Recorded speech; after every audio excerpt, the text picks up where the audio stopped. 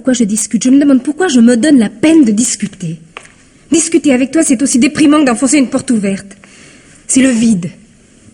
J'aurais le vertige si je ne t'aimais pas autant que je t'aime. C'est-à-dire plus que tout.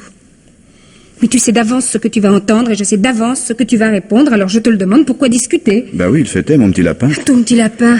Mais tu le laisses drôlement tomber, ton petit lapin. Et ça dure depuis 2 ans que nous sommes ensemble. Non, soyons justes. Ça n'est jamais qu'un dimanche sur 4. Le premier dimanche de tous les mois, d'un bout à l'autre de l'année. Ben oui. Comme aujourd'hui.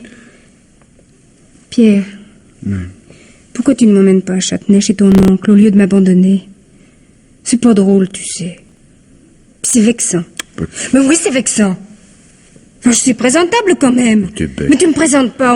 On dirait que je te fais honte, que tu me caches, que je ne suis pas digne d'entrer dans ta famille autrement que par la petite porte. C'est vexant, je te dis. C'est scandaleux.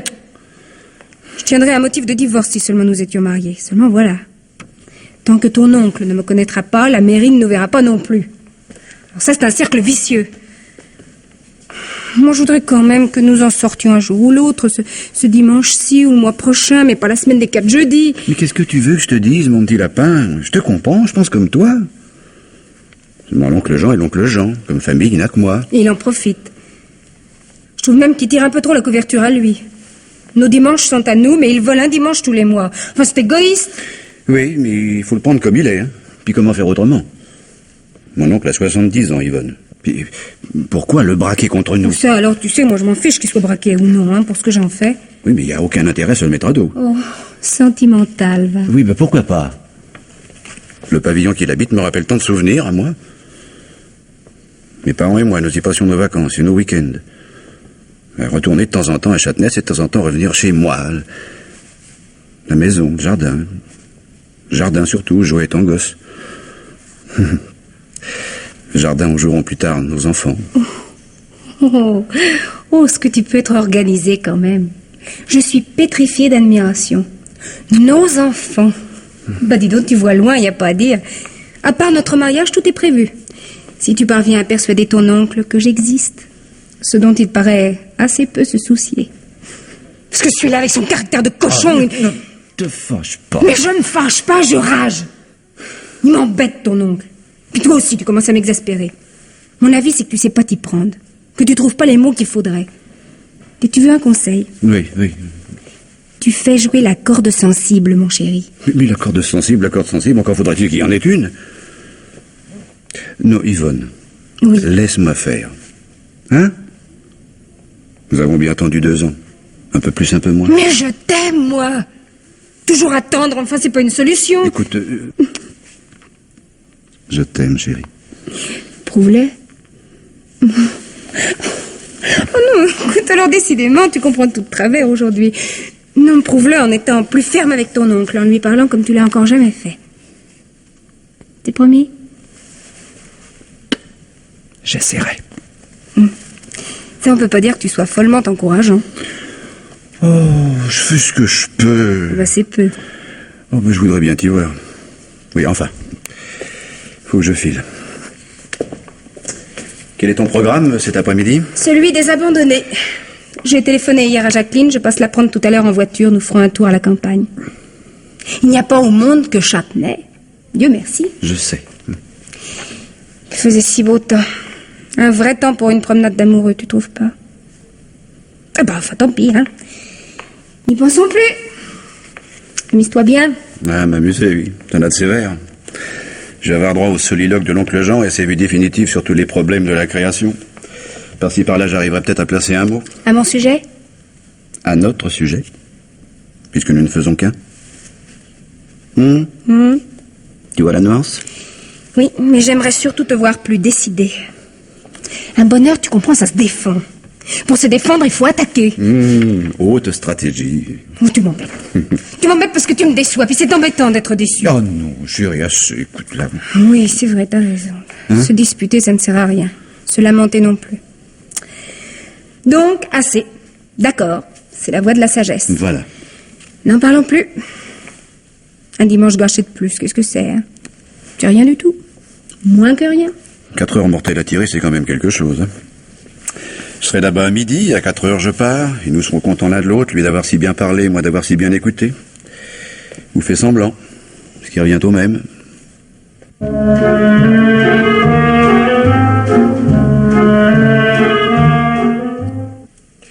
Il reste du ragoût, Pierre. Si tu as encore faim, serre-toi. Non, merci, oncle Jean. Sans façon. Bah, t'aurais bien tort d'en faire des façons. Est-ce que j'en fais, moi, des simagrées? Pourquoi faire, bon Dieu? Madame Chenu, Oui, monsieur Caumont. vous pouvez desservir. Oui, monsieur, tout de suite. La tambouque comme je l'aime, il faut croire qu'elle n'est pas au goût de mon neveu. T'es indélicat, mon neveu. Indélicat. Mais non, c'était parfait, Madame Chenu. Franchement, je me suis régalé. Ah bah, c'est bien aimable à vous. Hein. Faut vous dire que je ne suis guère habitué. Ah oui, des compliments, voilà ce qu'ils veulent tous, des compliments, des c'est très bien, des merci beaucoup, à de savoir qu'en faire. Je parle, tu réponds, et blablabla, et blablabla. Comme au ciné, avec leurs films idiots, où je ne vais jamais. Mais qu'est-ce qu'ils ont tous, je vous le demande un peu.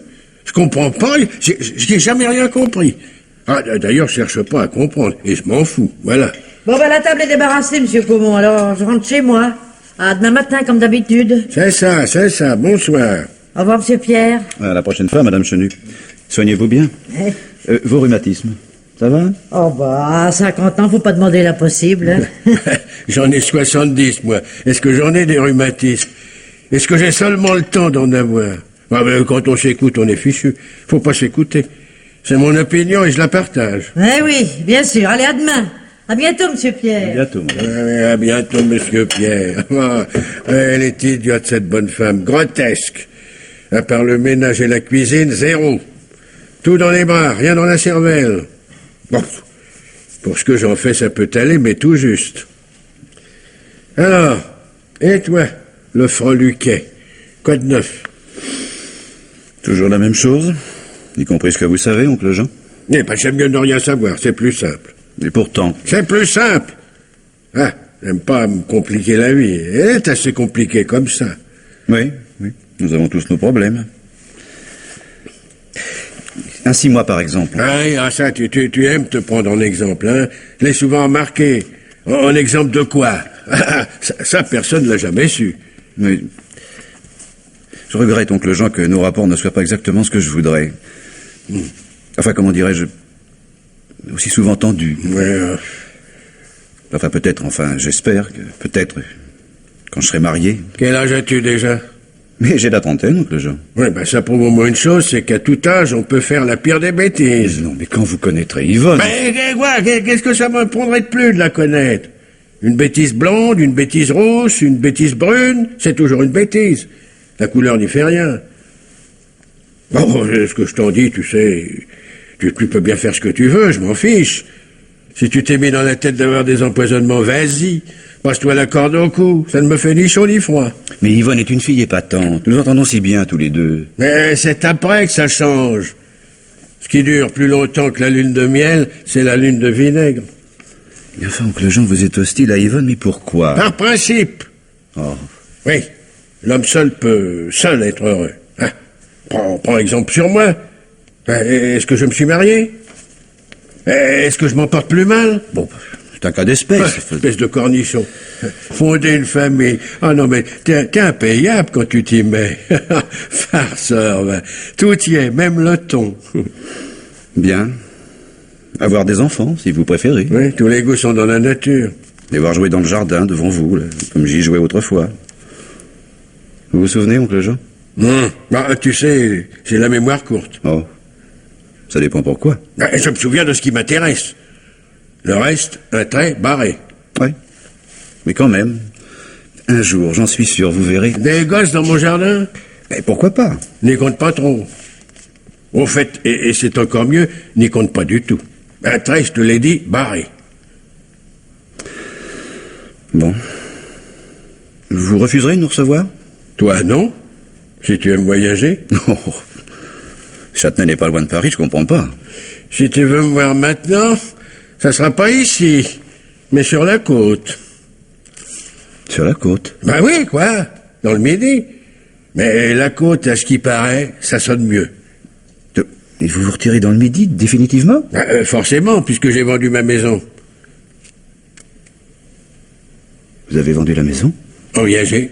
Oui. Ça gêne? Vous avez fait ça? C'est mon droit, non? Ah, dis donc, tu commences à m'échauffer les oreilles. Enfin, vous auriez pu au moins m'en parler. Ah oui, où ça? Mais tu n'as rien à dire, mon garçon, ça ne te regarde pas. Sont mes affaires, sont pas les tiennes. Mais je pouvais l'acheter, moi, cette maison. En viager également, si vous l'aviez voulu. Plus cher peut-être que vous ne l'avez vendue. Entre nous, Pierre, et tout à fait en confidence, j'ai préféré traiter avec un étranger plutôt qu'avec quelqu'un de ma famille. Ah. C'est ignoble. C'est ignoble de vendre à qui l'on veut quelque chose qui vous appartient? Non. Cette maison, oncle Jean, appartenait à nos grands-parents. Vous l'avez rachetée à mon père lors du partage de la succession. C'est exact, je l'ai racheté. Pour pratiquement rien. Si ton père n'était pas d'accord, il était libre de ne pas accepter. Mon père était bien incapable de défendre ses intérêts vis-à-vis de son frère. Il a eu confiance. S'il était encore là, comme il le regretterait. Ah non, oncle Jean. Si quelqu'un a quelque chose à dire, c'est pas vous, c'est moi. J'avais 15 ans à l'époque. Je me souviens parfaitement que vous lui avez dit, tu n'as pas à t'inquiéter pour la maison, elle reviendra à ton fils. Je l'achète, mais c'est pour lui. Et voilà ce que vous avez fait. Ce que vous avez osé faire. Et en vous cachant de moi, car vous n'aviez pas la conscience tranquille. Hein. C'est-tu pire que je commence par en avoir par-dessus la tête de tes histoires à dormir debout? Ton père était un brave petit, mais c'était pas une lumière. Qu'il ait été mon frère n'y change rien. J'ai fait alors une affaire, c'est possible. Mais lui aussi. Les 4 sous que je lui ai donnés sont tombés à pic. Ah, c'est lui-même qui me l'a dit et répété. Je te répète, moi, qu'il n'était pas une lumière. Mais il avait au moins l'intelligence du portefeuille à plat. Les choses simples, il les comprenait tout de suite. C'est possible que tu n'aies pas vu comme il était content, tant pis, ça je le regrette. Mais c'est bien le seul regret que me laissera cette transaction. Vous n'avez jamais pensé qu'à vous. C'est vrai. Je m'intéresse. Alors sais-tu ce que je me suis dit? Je me suis dit, je cultive mes rosiers comme Pierre me cultive pour la maison. Eh oui, tu me reproches de ne pas être élégant. Ben et toi? Est-ce que tu l'es élégant? Tu as encore une petite chance de l'être, mais sois beau joueur. Sois content puisque je suis content. Oui, malheureusement, tu n'as pas la figure de l'emploi, fichtre-non. Tu es vert, ma parole. Allez, un cordial pour te remettre, hein? Ça t'irait? Il doit bien rester un fond de bouteille à la cuisine, bien qu'on ne puisse jamais savoir, avec cette bonne madame chenue. Puisque je ne suis qu'un étranger, je n'ai plus qu'à partir, oncle Jean. C'est ça, va-t'en, au mois prochain. Je serai encore là, mais plus pour longtemps, je te préviens. Oncle Jean, la maison, c'est vrai. J'y tenais, sentimentalement, pour tous les souvenirs que j'y laisse. Eh bien, regarde-la. Regarde-la bien. Qui t'en empêche? Et emporte tes souvenirs. Veux-tu que je te dise? Ils sont beaucoup mieux chez toi qu'ici. Je pars, oncle Jean. Vous ne me reverrez plus. Comme ça se trouve. J'allais justement te prier de vider la place. Il est 3h30 passées, j'attends une visite qui m'intéresse à 4h. J'aimerais autant que tu t'en ailles, que tu me fatigues. Mais, sait-on jamais. Veux-tu que je te laisse mon adresse sur la côte, au cas où tu changerais d'avis? Non, c'est fini. Vous êtes mort pour moi. Ouais, le principal est que je sois bien vivant. Et même en pleine forme. Présente donc mes devoirs à ta future épouse. À moi, pauvre type, que ce coup de Trafalgar ne la fasse changer d'avis.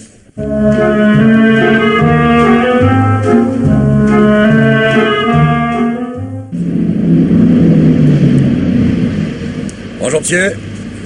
Ordinaire ou super? 25 francs de super. Ça devrait aller pour faire le plein. Faites attention au dernier litre. Entendu monsieur. Au dimanche pas. Avec un temps pareil, il en a défilé les voitures depuis ce matin, c'est pas croyable. Attention. 23, 24, 25...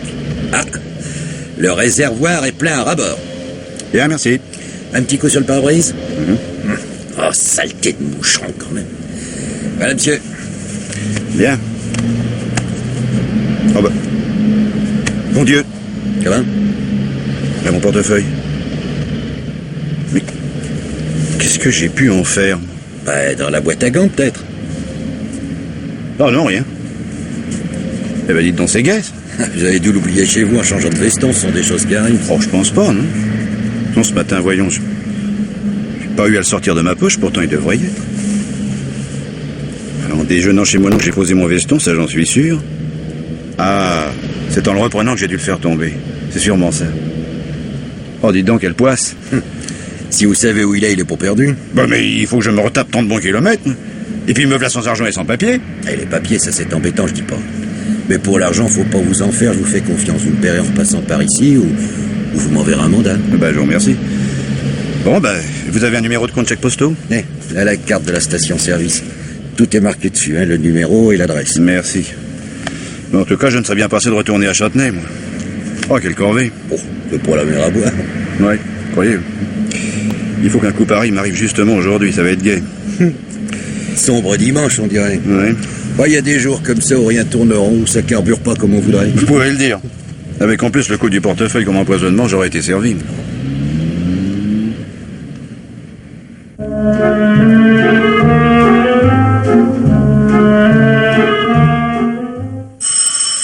Ah, enfin.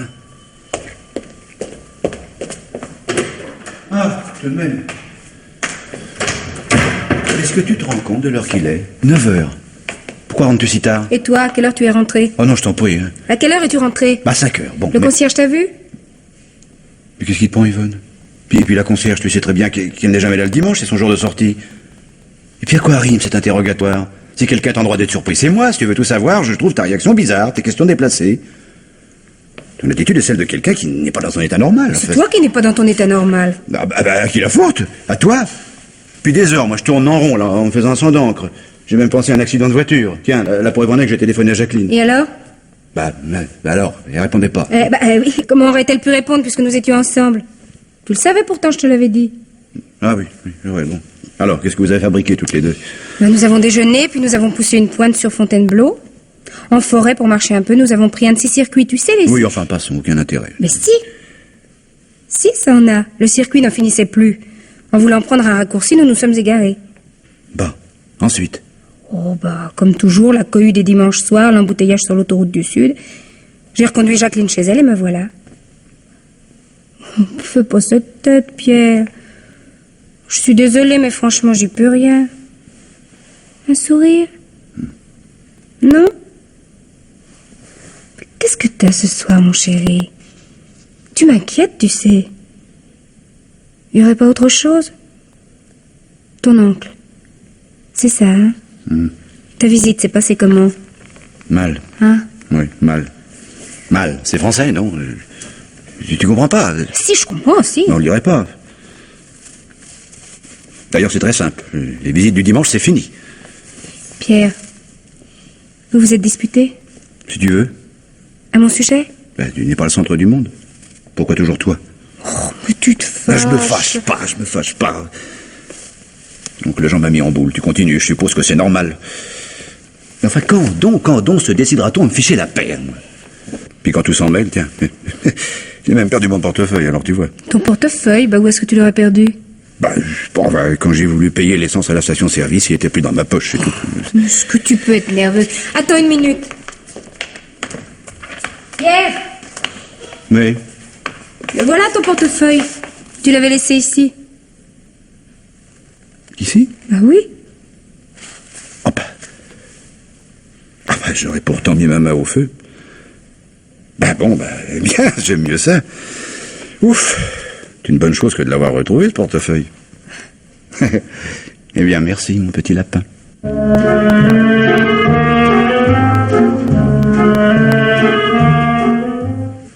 La balle est entrée sous l'omoplate. Et il s'est effondré contre la table de la salle à manger.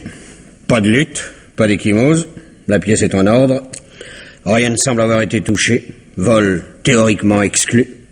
Mais alors, quoi? Alors le légiste et les gars des empreintes sont là d'une minute à l'autre, ils feront leur boulot, puis on verra ce qu'on peut en tirer. Ouais. Qu'est-ce que je fais de la bonne femme, celle qui attend dans cette cuisine? Amène-la, tiens, justement, on va la cuisiner. Bon. Madame Chenu, nous avons besoin de vous. Le commissaire Laverne a quelques questions à vous poser. Monsieur le commissaire. Entrez, madame Chenu. Asseyez-vous. Merci. Vous étiez la femme de charge de Monsieur Caumont. Enfin, sa gouvernante. C'est-à-dire que je faisais la cuisine et le ménage. C'est ça. Une cuisine toute simple et puis le ménage à la va-vite parce que monsieur aimait pas trop qu'on tourne autour de lui. C'est donc vous qui avez découvert le corps. Et quand exactement? Eh ben, ce matin, en prenant mon travail à 8 heures. Non, enfin, un peu plus tard, parce que à 8 heures, je suis entré par la porte de derrière, celle qui donne directement sur la cuisine. J'ai fait la vaisselle d'hier. Avant d'avoir vu M. Comon? Sans être entré dans cette pièce? Ben, j'avais pas de raison d'y entrer avant d'avoir fini. Et puis, je savais pas si monsieur était là ou non.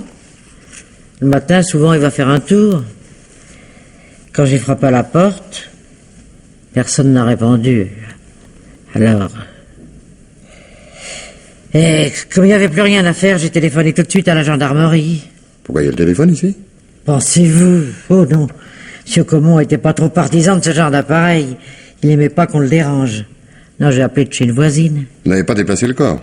Oh ça, pour rien au monde j'y aurais touché. Bon. De quoi M. Comon vivait-il? Bon, en son âge de serrante ou d'une retraite, et puis il avait du bien dans le pays, des maisons, Et sa famille? un neveu. Un neveu. Ils s'entendaient bien ensemble. Oh, faut croire que oui, parce que monsieur Pierre venait le voir une fois par mois. Quand se sont-ils vus pour la dernière fois? Eh ben hier, dimanche, pour déjeuner.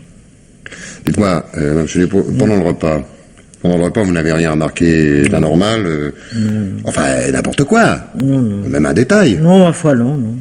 Après le repas, rien de spécial non plus. Ah, ça, je peux pas vous dire, j'étais rentré chez moi.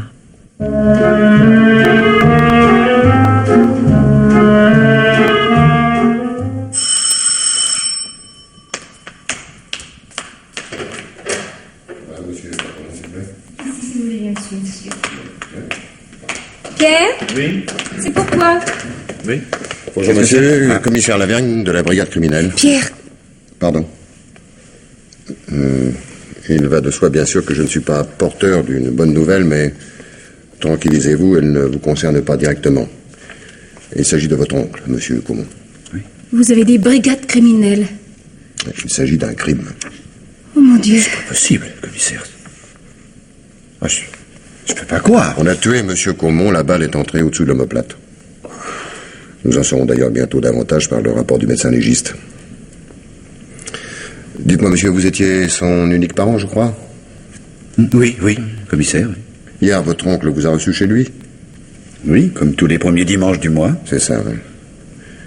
Madame Comon ne vous accompagnait pas? Non, mademoiselle Bonnet, ma fiancée commissaire, nous devons nous marier incessamment. Ah, pardon. Félicitations, mademoiselle. Merci. Dites-moi, monsieur, d'après vous, quelqu'un pouvait-il en vouloir à votre oncle au point de le tuer? Il ne voyait personne, alors. Non, attendez, je présente ma question autrement. Quelqu'un avait-il intérêt à tuer votre oncle? Certainement pas. En tant que seul parent, vous êtes l'unique héritier. Mais je n'en sais rien. Mon oncle s'occupait seul de ses affaires, il ne m'a jamais fait part de ses intentions. Oui, ça je sais, c'était difficile, je crois. Oui. Difficile. En quittant votre oncle, vous êtes revenu directement chez vous? Directement. À quelle heure êtes-vous rentré? Ah. Vous aussi. Comment ça, moi aussi? Oui, ma fiancée m'a posé la même question en arrivant. Pierre est entré à 5 heures, commissaire. Mademoiselle Bonnet ne vous accompagnait donc pas à Châtenay? Non. Quel a été votre emploi du temps, mademoiselle? Pierre n'étant pas là, je suis sortie avec une amie, nous sommes allés nous promener en forêt à Fontainebleau. Puisque vous avez demandé à monsieur Pierre Comon depuis combien de temps il vous attendait, c'est que vous êtes rentré après lui, n'est-ce pas? À quelle heure? 9 heures, voire quelque chose d'approchant. Le nom de votre ami? C'est vraiment utile? Ah, je ne sais rien, mademoiselle, mais je note. Jacqueline Mancel. Jacqueline Mancel, l'adresse? Enfin, 137 rue Davis. Davis, merci. Bon, nous disons donc, monsieur, que vous étiez ici à 5 heures. Oui. Bien. Quand êtes-vous parti de Châtenay? Un peu avant 4 heures. Est-ce que vous quittiez d'habitude votre oncle plus tôt? Ou plus tard? C'est-à-dire que je m'attardais quelquefois davantage, mais mon oncle m'ayant dit qu'il attendait une visite à 4 heures, j'ai craint d'être indiscret, je suis donc parti. Une visite? Quelle visite? Commissaire, si je m'étais permis d'interroger mon oncle, il m'aurait envoyé sur les roses, croyez-moi. Oui. Dites-moi, Madame Chenu, Madame Chenu, la gouvernante de M. Caumont, m'a dit qu'il avait des maisons, des rentes. Enfin, des rentes ou une retraite. Êtes-vous au courant? Non, ça absolument pas. Je le regardais vivre, mais d'où tirait-il ses ressources? Je ne sais pas, ça ne m'intéressait pas. Oui, enfin, intéressé ou non, vous ne pouvez pas ignorer l'essentiel. Il était propriétaire de son pavillon. Et d'autres aussi, je crois. Mais oui. La maison qu'il habitait. Il y a longtemps qu'il en était propriétaire? C'était un bien de famille. Ah, il en a donc hérité. Oui, enfin pas exactement. À l'époque, mon père et lui ont passé un arrangement pour sortir de l'indivision. Autrement dit, votre oncle a racheté la maison à votre père au moment du partage. C'est ça. C'est ça. Vous pouvez me dire chez qui la transaction a été enregistrée? Commissaire, j'avais 15 ans. Vous m'en demandez trop. Vous ne m'aidez pas beaucoup. Faites-donc un effort de mémoire. Votre père avait un notaire. Ah là, oui, je peux vous répondre. Oui. J'ai même retrouvé son nom en classant des papiers. Bon, personnellement, je n'ai jamais eu affaire à lui. Attendez, c'est... Maître Taillebourg. Maître Taillebourg. Oui. À Reuis. C'est près de Châtenay, justement. Merci. Savez-vous si Maître Taillebourg s'est occupé à un moment ou à un autre des intérêts de votre oncle? Non, je n'en sais rien. Ben, moi non plus. Enfin, je peux toujours prendre contact avec lui. Les notaires ont ceci d'intéressant qu'à défaut de mémoire, ils ont des dossiers. Ce qui serait bien utile, convenez-en, pour étoffer un peu le mien.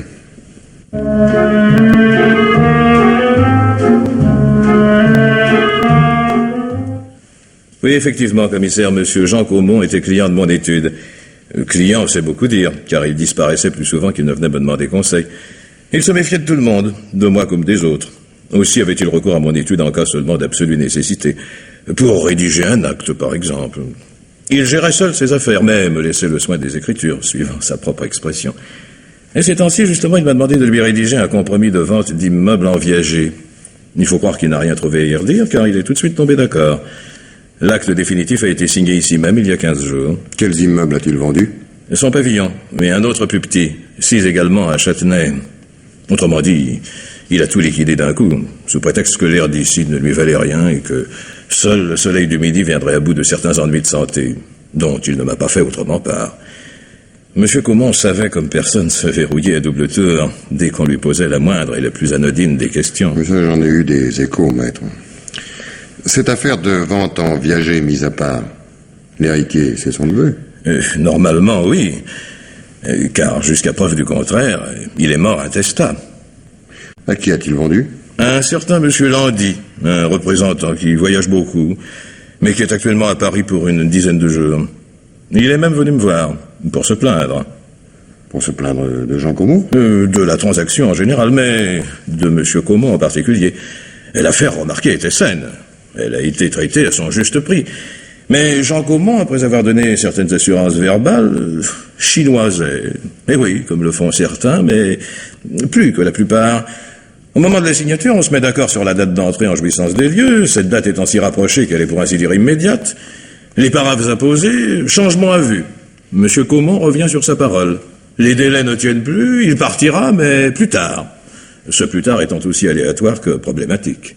Mais il me semble que ce petit jeu présente un certain danger, non? Monsieur Caumont voulait vendre, il a vendu. Mais si les clauses ne sont pas respectées, l'acheteur peut rompre le contrat? En principe, oui. En réalité, non. Oui, je vais vous expliquer. En cas de récision de la vente. Et l'affaire serait, dans le cas qui nous occupe, non seulement plaidable, mais gagnée d'avance. Le perdant n'est pas Jean Caumont, mais l'acheteur, vous comprenez? Ah non, pas du tout, là. Il y a là-dedans une subtilité qui m'échappe. Ah oui, vous n'êtes pas du bâtiment, commissaire. L'acheteur, en l'occurrence monsieur Landy, gagne son procès.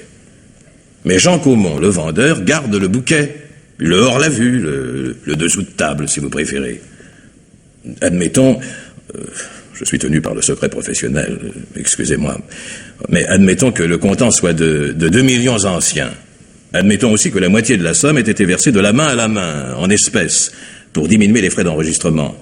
Le vendeur garde le million et l'acheteur est refait. Dites donc, le geste manquerait d'élégance. Croyez-moi, commissaire, il n'y a rien de nouveau sous le soleil. Les trucs les plus simples réussissent toujours, car ce sont les meilleurs. Je suis bien placé pour le savoir, et pour le déplorer. Pourtant, je dois en convenir, si certaines tractations, auxquelles, rassurez-vous, je ne suis pas mêlé, frisent la correctionnelle, aucune jusqu'à présent ne s'était soldée par un crime. Sincèrement, commissaire, en quel siècle vivons-nous?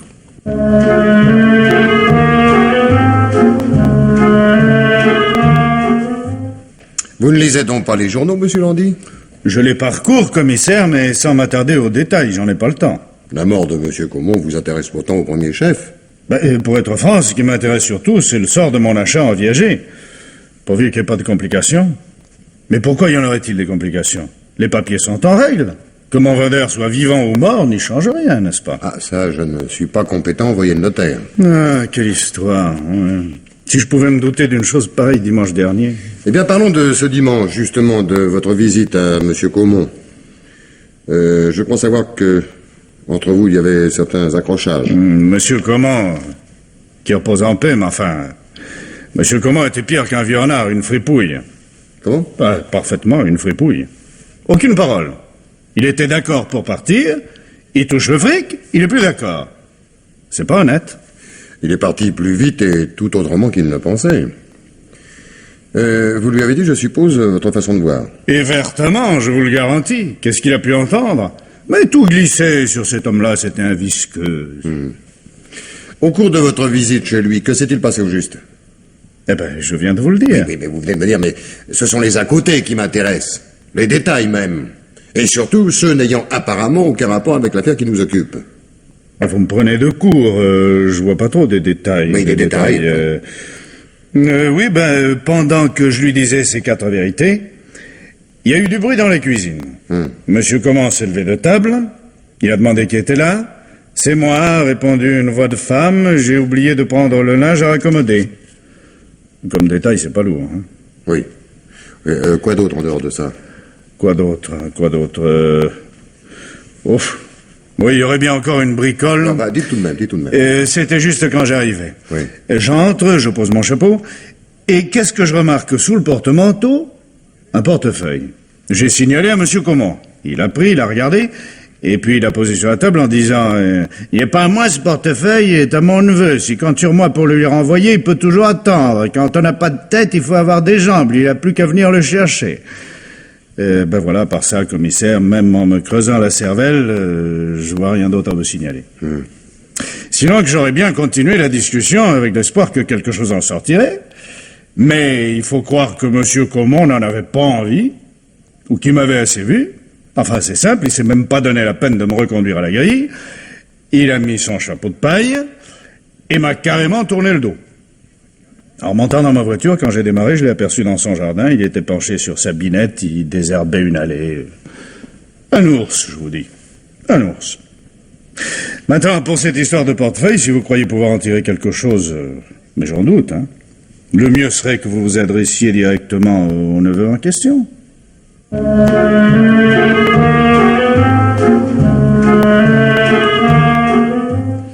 Oui, il me semble, commissaire, que vous attachez une importance excessive à la perte qui n'en était pas une, d'ailleurs, de mon portefeuille.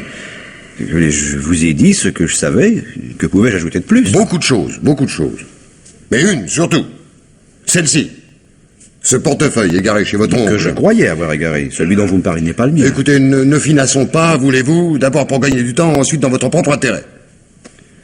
Vous maintenez donc que votre portefeuille n'a pas bougé d'ici, que vous l'avez retrouvé chez vous par un hasard, disons, providentiel. C'est bien réfléchi, vous le maintenez. C'est la vérité, commissaire. C'est la vérité, parfait. Le reste alors s'enchaîne tout naturellement. À peine rentré chez vous, autrement dit vers 5 heures, à ce que vous m'avez dit. Mais oui. Vous mettez tout en l'air pour le retrouver Dieu sait où. Mais non, certainement pas. J'ai jeté un coup d'œil, sans plus. Ma fiancée prétend que les hommes ne trouvent jamais rien, car ils savent pas chercher. Alors, c'est elle, par conséquent, qui a fait le nécessaire. Oui, exactement, oui. Et puis, il était tout simplement tombé de ma poche dans la penderie. Ouais. Oui? Êtes-vous satisfait? Je me satisfais d'un rien. Je constate seulement que votre portefeuille est rentré dans le circuit aux environs de 9 heures. C'est possible. J'avais pas les yeux fixés sur la pendule. Puisque votre fiancée déclare être rentrée à 9 heures, elle n'a pas pu le découvrir avant. Ça semble logique, non? Oui. Oui, évidemment. Vous devez avoir raison. Vous La avez logique- sûrement raison, commissaire. La logique, monsieur, la logique. C'est une belle chose. On l'oublie trop souvent. Mais en ce qui vous concerne, je crois que vous feriez bien d'y réfléchir un peu.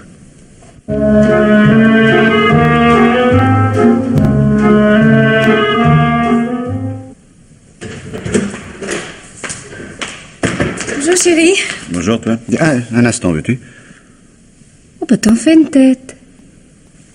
Je suis plus ton petit lapin. Qu'est-ce que j'ai encore fait? Ben voilà, nous avons à parler sérieusement tous les deux. Le commissaire sort d'ici. Encore? Ah oui, comme tu dis, encore. Puis nous le reverrons, ça fait pas un pli. Ou bien il nous convoquera, ce qui sera pire. Mais on lui a dit tout ce qu'on savait. Oui, nous lui avons dit ce que nous voulions lui faire croire, ce n'est pas idiot. Il en prend un peu, il en laisse beaucoup. Non, tu vois, j'ai l'impression que nous sommes mal partis.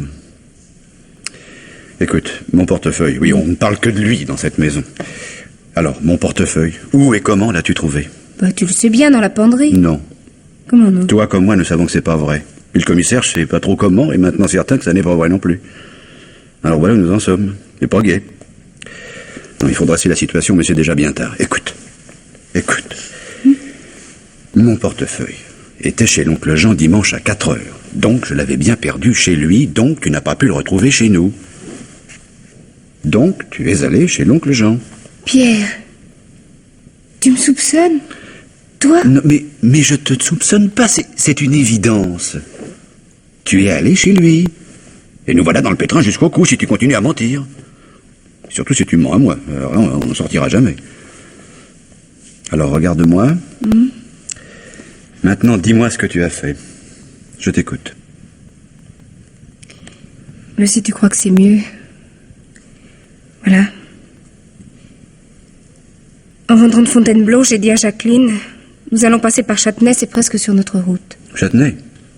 Mais qu'est-ce que tu voulais y faire à Châtenay? Et simplement voir si tu étais encore là. Si tu avais été là, tu m'aurais présenté, on forçait ton oncle à me connaître, et si je lui avais plu, nos affaires s'arrangeaient. C'était une bonne idée, tu trouves pas? Ah oui, génial. La suite. Ta voiture n'est pas devant la porte, mais ça veut rien dire, tu as pu la garer ailleurs. Il n'y a pas de sonnette à la grille. Alors j'entre dans le jardin, la porte du pavillon est ouverte. Je monte les marches du perron et c'est alors... Oui. Oh, c'est horrible, tu sais. L'oncle Jean était étendu par terre contre la table. Mort. Sur la table, il y avait ton portefeuille. Bien entendu, je l'ai pris, mais j'ai touché rien d'autre. Mais espérons-le. Sinon, les gars des empreintes vont se régaler. Si j'avais su. Je suis repartie tout de suite, tu penses, moi, sans demander mon reste. Oui. Et Jacqueline? Je lui ai rien dit. Ah, c'est encore heureux. Sauf que j'avais fait chou blanc et qu'il n'y avait personne. Et puis alors, nous sommes repartis. Oui, bon, mais mon portefeuille, pourquoi l'as-tu pris au lieu de le laisser où il était? Mais parce qu'il est à toi, tiens. Ah oui, mais seulement pour ça? Ou pour faire disparaître un indice compromettant? Hein, tu as pu croire, ne serait-ce qu'une seconde, que j'avais tué mon oncle? Mais je n'ai rien cru du tout. Je ne voulais pas que les autres le croient. Oui, nous sommes bien avancés. Mais je te répète que si j'avais su... Ah oui, si t'avais su, oui. Si t'avais su. Sais-tu ce que moi, je sais? Tu n'as rien dit à Jacqueline, mais à l'heure qu'il est, ou un peu plus tard, c'est elle qui va recevoir la visite de notre commissaire. Il va l'interroger. Puis elle va dire que vous êtes allé à Châtenay. Si je lui demande de rien dire, elle dira rien. Tu crois? Bah alors, téléphone, vite. Oui, mon chéri, tout de suite.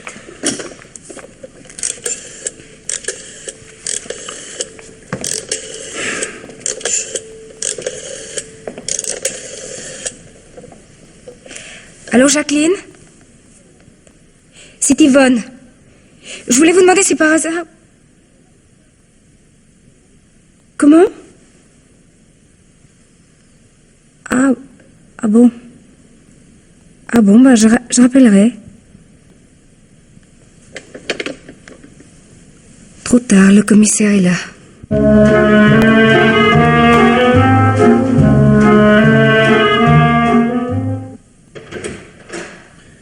Entrez, commissaire. On dirait que vous vous attendiez à ma visite. Un peu, c'est vrai, oui. Bien, le moment est venu de parler sérieusement, car jusqu'à présent, vous vous êtes ingénié à brouiller les cartes, monsieur, et vous aussi, mademoiselle. Non, écoutez... Laissez-moi parler, voulez-vous? Ce que j'ai à vous dire tient en une seule question. Qui de vous deux a tué Jean Comont? Non, laisse Yvonne.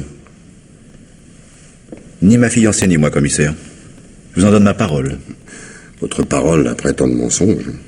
Je sais, mademoiselle, que vous étiez à Châtenay dimanche vers 6 heures du soir. Je sais que vous êtes entré dans le pavillon. Je sais que vous avez ensuite reconduit votre ami chez elle. Je sais que vous l'avez déposé devant la porte de son immeuble et qu'il était alors 8 heures. Tout ceci est établi. Ce que je ne sais pas encore, c'est ce que vous avez fait entre 8 et 9. Car vous n'étiez ici qu'à 9 heures. Vous le maintenez? Oui, commissaire. Répondez. J'étais affolée. Il m'a fallu le temps de réfléchir. J'ai voulu récupérer pour que Pierre me retrouve dans mon état normal.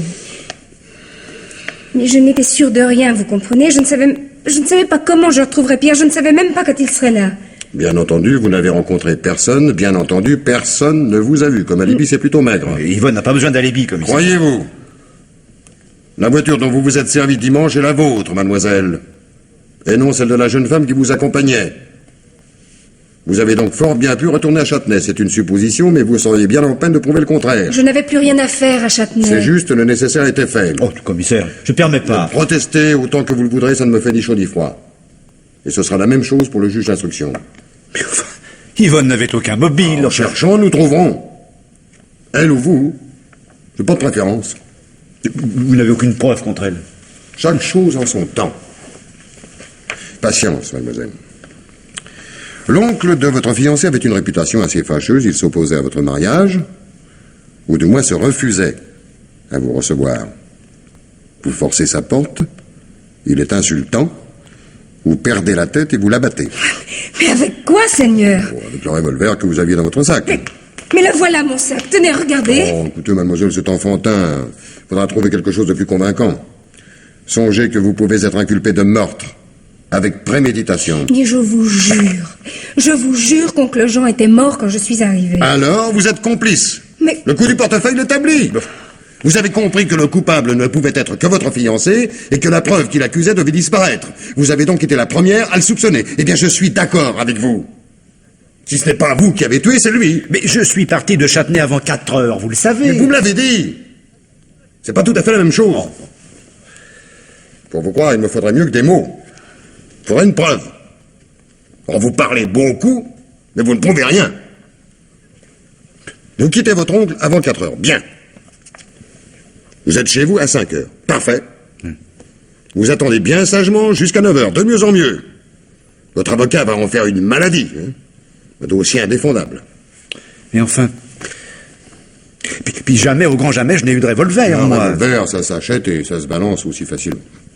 Donc le Jean non plus n'avait pas d'arme chez lui. Comment le savez-vous? Simple supposition. Ah, simple. Oh, ça, simple, en effet. Et même simplette. Enfin, vous allez tous les deux à Châtenay. Votre oncle reçoit un pruneau sous l'omoplate, mais la balle n'est partie de nulle part. Voilà, c'est ça, hein, c'est de la science-fiction. Enfin, je crains que nos experts ne soient pas très chauds pour admettre votre théorie. Donc pas de témoin pouvant certifier que vous étiez chez vous à 5 heures, pas de témoin pour affirmer que vous n'êtes pas ressorti, le témoignage même de votre fiancée affirmant que vous étiez ici à 9 heures quand elle est rentrée étant sujet à caution, tout ça, c'est du vent, hein. Mais le mobile qui vous a fait agir, lui, est par contre très clair. Ah oui. La vente en viager. Quelle vente en viager, commissaire? Comment? Oh, je m'en doutais. Bien entendu, vous n'êtes au courant de rien. Non. Personne ne vous a dit que M. Caumont venait de vendre son pavillon de Châtenay. Pierre. Non, c'est pas vrai. Ah, bravo, mademoiselle. Bravo, bien joué la surprise. Très bien joué, mais ça ne prend pas. Mais pourquoi tu m'en as pas parlé, Pierre? Mais j'avais le droit de savoir. Et moi, j'ai le droit d'en avoir plus qu'assez de vos séries de mensonges. Oui ou non, monsieur? Votre oncle vous a-t-il annoncé la bonne nouvelle? Oui. D'après vous, quelle a été votre réaction? Je suis parti en claquant la porte. C'est ce que vous auriez dû faire, malheureusement. Mais enfin, commissaire, puisque mon oncle m'a parlé de cette vente en viager, puisque les actes étaient signés, puisqu'il n'y avait plus rien à faire, puisque de toute façon j'étais perdant sur toute la ligne, j'avais aucun intérêt à discuter, à plus forte raison, aucun motif de tuer, enfin c'est simple. Peut-être, en principe. Mais le fait est là. Je suis bien obligé d'en tenir compte. Et puis vous oubliez qu'après mon départ, mon oncle attendait une visite. Hein, qu'attendait-il? Son acheteur. Précisément son acheteur. Monsieur Landy. Et je l'ai vu. Et c'est exact. Eh bien, tirez-en la conclusion. Enfin, c'est l'acheteur qui avait intérêt à ce que mon oncle disparaisse le plus vite possible. La mort d'oncle Jean supprimait la rente viagère, c'était tout bénéfice pour lui. Hein, il n'a pas pu ne pas y penser. C'est possible, encore faudrait-il le prouver. En attendant, bien entendu, vous restez à ma disposition. Bonsoir.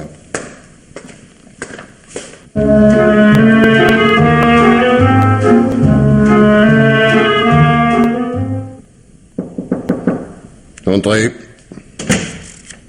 Ah, ben, Meunier, tu tombes bien, viens ici. Viens voir, je viens de recevoir le rapport d'autopsie. Hein? Et qu'est-ce qu'il dit, ce rapport, patron? Hein? La cause de la mort est évidente, alors, à part l'organe touché, le calibre de l'arme et la trajectoire, eh ben, il doit pas nous apprendre grand-chose de neuf. Eh ben, si, pour une fois, Meunier, si. Monsieur Caumont a bien reçu une balle sous l'omoplate, mais la blessure n'était pas mortelle. Quoi? Non. Il est tout bonnement mort d'une crise cardiaque provoquée par la peur et le choc. Ah, ça, alors. Ah, il paraît qu'il avait depuis longtemps des ennuis avec son cœur. Son médecin traitant, que je viens d'avoir au bout du fil, le soignait pour ça depuis 2 ou 3 ans. Bon. Quoi d'autre? Eh ben, il a été tiré d'assez loin, et la trajectoire de la balle est plongeante. De haut en bas. Ouais. De loin et en tir plongeant. Oui, je vois d'ici la pièce de son pavillon. Elle est pas bien grande, et puis à moins que notre tireur n'ait escaladé l'armoire, ah bah ça n'a pas l'air de coller trop bien. Ah, ça c'est puissamment raisonné. Alors là, tu me fais plaisir, Meunier. Hein. Je pense comme toi. Hein. Il a dû récolter le pruneau dans son jardin. Tu te souviens du chapeau de paille que nous avons trouvé par terre à côté de la vinette? Ouais. Ben, il devait cercler quelque chose par là quand il a été touché. Il n'a pas dû comprendre ce qui lui arrivait. Il rentre chez lui, la crise se déclenche, il s'écroule contre la table. Là, on l'a découvert. Ça se tient. Ah oui, ça se tient, ça se tient. Ça se tient d'autant mieux que ça correspond à ce qu'a déclaré M. Landy, l'acheteur. D'après lui, quand il a quitté le pavillon, M. Caumont a mis son chapeau de paille et s'est dirigé vers son jardin. Il y travaillait déjà quand M. Landy est remonté en voiture. Alors, il n'y a pas de doute, vous avez raison. Dites, patron, je pense à quelque chose. Vas-y, ose, mon vieux, faut oser, faut oser. Ce monsieur Landy, il a une sacrée veine, hein, vous vous rendez compte? Le voilà propriétaire du pavillon sans avoir pratiquement rien payé. Comme coup de peau, on fait pas mieux. Attends une seconde, toi. Tu viens de dire le voilà propriétaire sans avoir pratiquement rien payé. Eh ben oui, quoi, un viagiste en comptant et une rente jusqu'à la mort du vendeur. Le risque pour lui était de voir monsieur Caumont devenir centenaire. Meunier, Meunier, tu viens de m'ouvrir des horizons, mon vieux. Ah oui, alors là, j'ai une idée.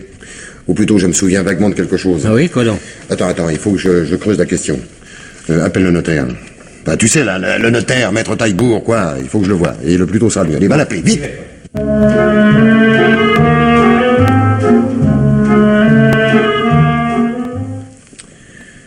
Si je vous ai tous réunis dans le pavillon de Monsieur Caumont, c'est que je pense avoir assez d'atouts dans mon jeu pour en finir. Commençons par vous, mademoiselle. Et par vous, monsieur. Hier, je vous ai demandé de réfléchir. Vous l'avez fait? Mon seul tort est d'être venu ici, d'avoir craint le pire et de m'être tue. J'ai été prise de panique, je ne savais plus ce que je faisais. Et que mon oncle meure ou qu'il ne meure pas ne changeait rien à la situation. J'ai dit son fait à mon oncle, c'était mon droit, et sans aller plus loin. Bien. Monsieur Landy, passons à vous. D'après maître Taillebourg, ce n'est pas un seul pavillon que vous avez acheté à monsieur Caumont, mais 2. Parfaitement. Celui où nous sommes actuellement et celui d'à côté, que vous voyez d'ici. Le premier était pour moi, le second pour mes enfants. Nous devions entrer très rapidement en possession des locaux, mais je vous ai dit qu'après la signature, il y avait eu un accrochage. Monsieur Caumont revenant sur sa parole sous prétexte qu'il cherchait quelque chose pour se retirer dans le midi, et qu'il avait tout le temps de chercher. C'est pour en discuter que je suis venu le voir dimanche. Et c'est dimanche précisément qu'il m'a fait une proposition. En attendant que je déménage, installez-vous donc dans la petite maison d'à côté. Elle est habitée, mais d'une façon précaire, par un occupant sans titre. Je me charge de faire déguerpir cet occupant dans les moindres délais. J'ai pensé qu'il me menait une fois de plus en bateau. Et je lui ai dit ma façon de penser. Mais il a suivi son idée, disant que je n'avais rien à perdre en acceptant ce qu'il m'offrait. Enfin, nous nous sommes quittés sur l'assurance qu'il remettrait immédiatement l'affaire à l'huissier et que celui-ci ferait le nécessaire pour obtenir l'expulsion. L'affaire était moins bonne que vous ne le pensiez au départ. Mais la mort brutale de votre vendeur la rend excellente. Vous semblez être gagnant sur toute la ligne, monsieur Landy. J'en conviens. Ben, c'était un coup de dé, j'ai tenté ma chance. Je croyais verser une rente pendant 10 ou 15 ans, mais je ne pouvais évidemment prévoir que M. Comont mourrait 15 jours après la signature. Ah oui, et voilà. Souvenez-vous de ce que je vous disais, commissaire. Seul M. Landy avait intérêt. Non, mais ma parole, mais vous m'accusez de meurtre, ni plus ni moins. Ah, mais c'est une infamie.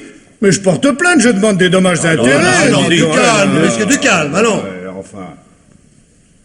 Monsieur Comont, la maison où nous sommes était un bien de famille dont votre père a été plus ou moins spolié. Exactement. C'est ça. Mon oncle n'a pas eu le beau rôle, mais enfin, ce qui est fait est fait. Quant à la seconde maison, l'autre pavillon, Madame Chenu, Oui, monsieur le commissaire. Madame Chenu, voulez-vous nous dire dans quelles conditions vous l'avez vendu à Monsieur Comont? Oh, c'est loin, c'est vieux, ça. Je préfère oublier. Voulez-vous que je vous aide? Bon, après tout, si vous y tenez. Monsieur Comont a roulé son frère, ça je le sais, mais c'était son habitude de toujours profiter des ennuis des autres. Vous avez eu des ennuis? Nous habitions ici chez nous. Mon mari est tombé malade. Monsieur Comont a offert de nous dépanner, il nous a prêté de l'argent, mais les intérêts étaient trop lourds, on n'a pas pu s'en sortir. Oh, il aurait fallu des délais. Malheureusement, pour les obtenir, rien à faire. Rembourser. Mon mari baissait de plus en plus. À toute seule, moi, je pouvais pas. Alors, monsieur Comont a dit qu'il fallait coûte que coûte éteindre notre dette.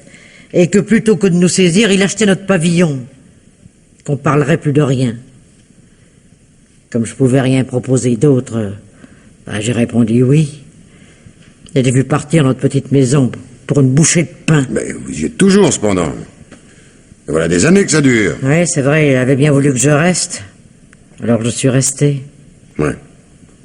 Mais en somme, c'était une solution boiteuse, mais puisque vous y trouviez votre compte, ça pouvait aller. Il pouvait pas faire moins, après nous avoir plumés comme il l'avait fait. Quand vous a-t-il dit que votre pavillon était vendu? Il m'en a même pas parlé. Alors comment avez-vous appris qu'il était vendu? Mais j'en savais rien. Vous n'en avez rien su pendant 15 jours, jusqu'à dimanche dernier, quand vous êtes venu chercher du linge que vous aviez oublié.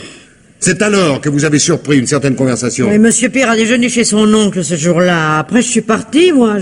Je ne suis revenu que le lendemain matin. Mais non, madame, mais non, madame, non. Un peu après 4 heures, monsieur Comont vous a entendu dans la cuisine. C'est certain, j'étais là. Exact. Combien de temps êtes-vous resté dans votre cuisine? Mais j'ai fait qu'entrer et sortir. Vous n'avez fait qu'entrer et sortir. Bon. Récapitulons. Monsieur Comont était dans son jardin quand on lui a tiré dessus. Je sais pas, moi. C'est possible. C'est certain. Tenez, madame Chenu, regardez par la fenêtre. Le chapeau de paille a été remis où il était tombé. La binette dont il se servait est entre le chapeau et sa maison. Donc il faisait face à son pavillon et tournait le dos au vôtre. Et je l'ai pas vu, alors je peux pas vous le dire. Attendez, voyez-vous, regardez ce croquis. Regardez-le bien. Il a été établi par l'un de nos experts en balistique. Monsieur Comont a été touché par derrière, puisque la balle est entrée sous l'omoplate. Et comme il a été atteint de haut en bas, c'est que le tir était plongeant. Regardez le trait en pointillé. Vous le voyez là, c'est la trajectoire de la balle. Le coup de feu a été tiré de la fenêtre du premier étage de votre pavillon. Je ne voulais pas le tuer. Vous avez donc tiré? Oui. Depuis que j'avais entendu la conversation, j'en pouvais plus. Qu'est-ce que j'allais devenir? L'huissier allait me mettre dehors, j'étais à la rue. Alors autant terminer tout de suite. J'avais conservé comme souvenir une carabine qui avait appartenu à mon mari. Je l'ai prise. J'ai voulu... Enfin, je crois que j'ai voulu en finir, mais... Moi, je suis trop usé, comprenez-vous. J'ai pas eu le courage. Et puis... J'ai tout fait, alors. Quand j'ai ouvert la fenêtre pour respirer, je l'ai vu, lui. Qui bricolait, là, tranquillement, dans son jardin. Alors, je sais pas ce qui m'a pris. Le coup a dû partir tout seul. Je me souviens pas d'avoir appuyé sur la gâchette. Il s'est redressé. Et puis, il est lentement rentré dans sa maison. J'ai cru qu'il n'était pas touché. Oh, j'étais si contente de l'avoir manqué. C'est seulement le lendemain.